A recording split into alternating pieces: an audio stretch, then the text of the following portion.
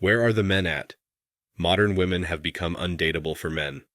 Where are the men that actually care about emotional connection? Well, the first place that some women should look that are actually asking that question would be the friend zone. You know, that place that a lot of women put men that actually show them kindness, consideration, and understanding.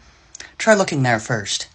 Like, where are the men that actually want to build something with their person? And the second place that some of these men will be found will be sitting quietly in their homes, enjoying the peace and tranquility that comes with being single. Like, where? Where are they? One's not going to find them up there. Because I don't understand. It's just like, that's long gone. Emotional, spiritual, and mental connection is completely fucking gone, apparently. No, it's not. But a lot of women forget that part of actually finding that connection would involve listening to their partner, not just their partner having to listen to them. And all they really care about is physical attraction and gaining physical attention. So that might be in large part due to a lot of women only being focused on a man's finances. I don't know what kind of world we're living in, but honestly, if someone is not willing to connect on a mental, spiritual level, like, it's just not happening. I'm sorry. We are living in the kind of world that modern feminism has created. Where are the men? Well, they're avoiding family court. They're avoiding false accusations. They're avoiding years and years of misery. They're avoiding divorce. They're avoiding the drama. They're avoiding having to pay alimony to a woman who planned for divorce just for the money. They're avoiding women at work. They're avoiding women's entitlement. They're avoiding women who think they bring everything to the table. They're avoiding women who say they don't need men. Listen, I got a question. Where are the men at? Where are the men that are gonna open the car door?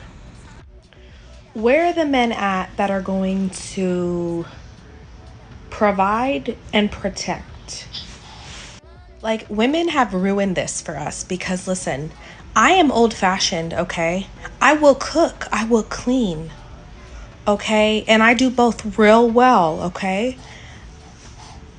All I ask for in return is honesty, respect, and loyalty. Okay, I don't care if you have a Patek Philippe, okay? I don't care if you have the new Yeezys, okay? Like, I just want something normal. I'm not even ready for that, but when I am ready for that, where do I find y'all? Christian Mingle? Kristen. Sprouts, Whole Foods, Farmer Market. A lot of these women who are wondering where the good men are already had one. It was that guy they married, cheated on, then called abusive and divorced. They've not only lost a good man, but they've created ones who actively avoid women altogether. They listened and learnt from their mistakes. Do we need men, in your opinion? No, because they do nothing all day. Do we need men? No, like, they just sit there. Do we need men, in your opinion? No, because they're icky. How did he find 3 tiny girls all dressed in just insane fashion? Tough world out there for men. It really is, both on this and the dating side of things. Somebody said, that's the same person 3 times. Thank you. That's what I think. Somebody else said, pay attention to me. You must look at me. I require attention, whether it's good or bad attention. I do not care. Just pay attention to me. Yeah, that's why they're all dressed like that and why they say things like that. It's all for shock value. Ladies, your selectiveness is going to get you in a lot of trouble because there's a high chance you're thinking you're a 10 when in reality, you're a 6 to a regular guy. And you would actually be lucky to even be with a regular guy you consider a 5. And it's not even about that. It's the fact that feminism has brainwashed modern women into thinking they don't need men. See for yourself. Do we need men? No. Do we need men? Honestly, no. Do we need men? No. Why? Because they suck.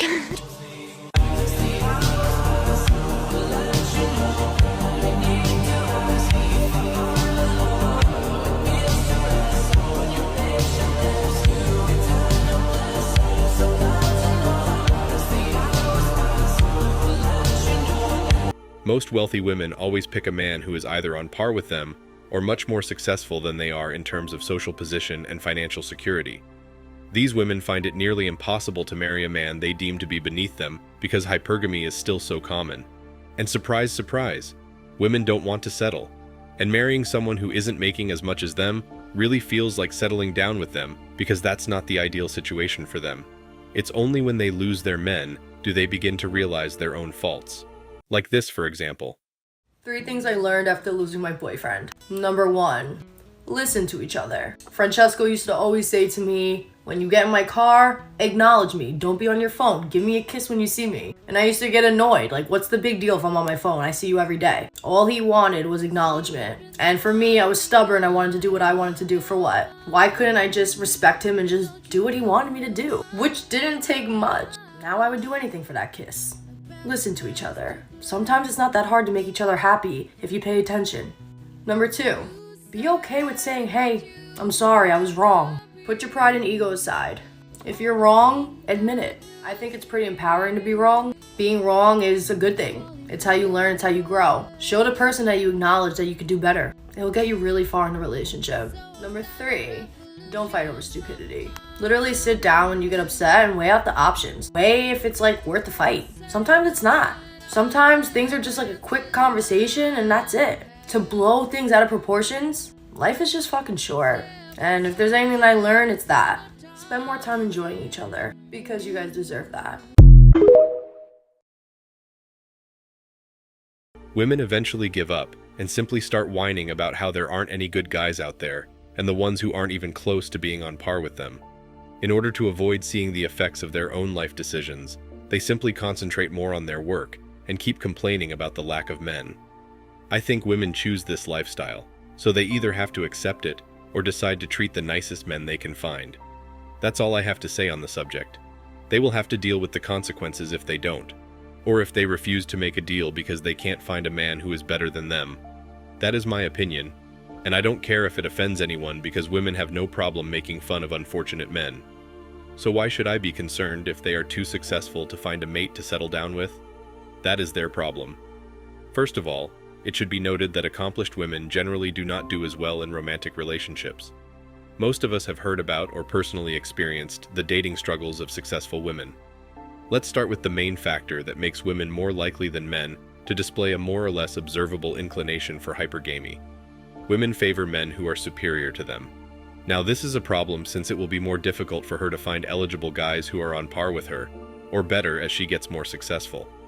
Contrary to popular belief, rich women have a tougher time finding dates than average women do. Because of hypergamy, women will always seek the best men they can find, but they are unaware that the more money they make, the fewer men will be available to date them. They are under the impression that there will be more men available because of the reverence. For men, this is true. The more money you make, the more women will be available to you, because you have demonstrated that you are respected, and that affluent men don't care how much a woman earns. Thus, despite it being evident that this is untrue, the womanist movement has tricked women into believing they are men, and that the same laws apply to them as well. Because men and women are essentially different from one another, women will never understand that men do not choose women based on their wealth and success. We seek women who are obedient, helpful, feminine, sensual, and attractive. No boss ladies or alpha females. They will thus keep having dating problems. The fact is that the majority of them do not settle down. Let's go back to the article now.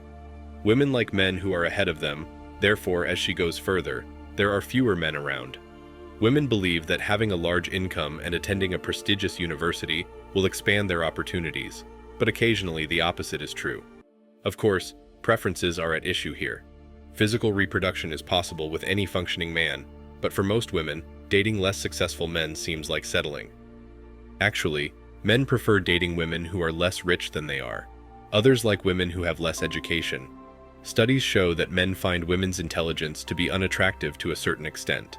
But when he thinks a woman is brighter than him, he actually loses interest in her. However, men who regarded educated women to be attractive in the long run gave them low physical attractiveness ratings, according to evolutionary psychologists. All right, men. I agree with him since I wouldn't want to date someone who makes more money than I do. Not out of fear, but more because I am certain that she will ultimately make a joke about how much money she makes and how she won't respect my authority. Why then would I sign up for it knowing that I will be treated like a lesser person? That arrangement would only be accepted by a man who doesn't value himself. Even the most successful men tend to choose more submissive women, which is why you often find tycoons with extremely low-key partners. Men favor women with lower incomes. Although time and society have changed, individuals have not, and most people secretly don't think it's acceptable for women to earn more. Let's face it, if I am a strong, successful man, Why would I want a bull to continually challenge me in a relationship? And when is a very ambitious lady going to have the time for me? If you truly think about why guys avoid these kinds of women, it's hardly rocket science.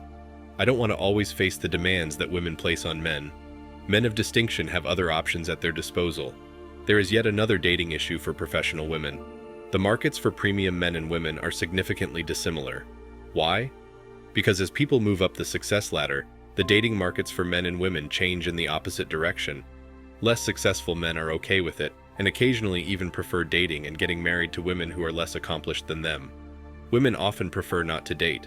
As if that weren't enough, men have also lacked their standards when it comes to casual partners.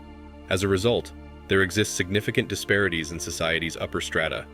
Leverage and alternatives are crucial for men. If you want to be able to control ladies, you'll need some power and money. It's a basic fact that ladies won't treat you nicely if you don't have any leverage.